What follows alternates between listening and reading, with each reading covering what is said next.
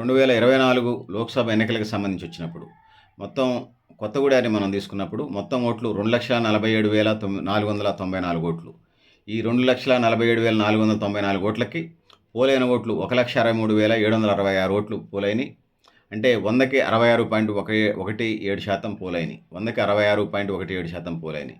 ఇక దాని తర్వాత అశ్వారావుపేటను మనం తీసుకుంటే, అశ్వారావుపేట నియోజకవర్గంలో ఈ 2024 లోక్‌సభ ఎన్నికలకు సంబంధించి మొత్తం ఓట్లు 1,59,174 ఓట్లున్నాయి. ఇందులో పోలైన ఓట్లు 1,59,174 ఓట్లకి 1,27,912 ఓట్లు పోలైనయి. ఇది 80.36% పోలింగు శాతంగా చెప్పొచ్చు. 100కి 80.36% నమోదైంది.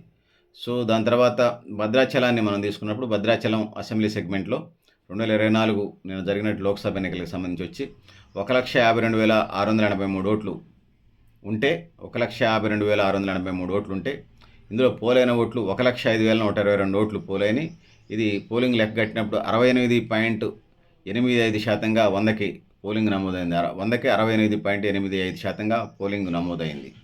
దాని తర్వాత ఇల్లెందు అసెంబ్లీ కాన్స్టిట్యున్సీలో ఇప్పుడు ఓట్లు 2024లో జరిగిన లోక్‌సభ ఎన్నికల్లో 2,25,097 ఓట్లుంటే ఇందులో 2,25,097 ఓట్లకి ఇల్లెందులో పోలైన ఓట్లు 1,58,805 ఓట్లు పోలైనయి. ఇల్లెందుకు సంబంధించి 2,25,097 ఓట్లుంటే పోలైన ఓట్లు 1,58,805 ఓట్లు పోలైనయి. ఇది 100కి ఇక్కడ ఇల్లెందు సెగ్మెంట్‌లో 100కి 70.55% పోలింగ్ నమోదైంది. ఇక పినపాక అసెంబ్లీని తీసుకుంటే ఈ 2024 పార్లమెంట్ ఎన్నికలు మే 13 జరిగినాయి. ఇక్కడ మొత్తం ఓట్లు పినపాకలో 2,03,790 ఓట్లుంటే పోలైన ఓట్లు 1,34,500 ఓట్లు పోలైనయి.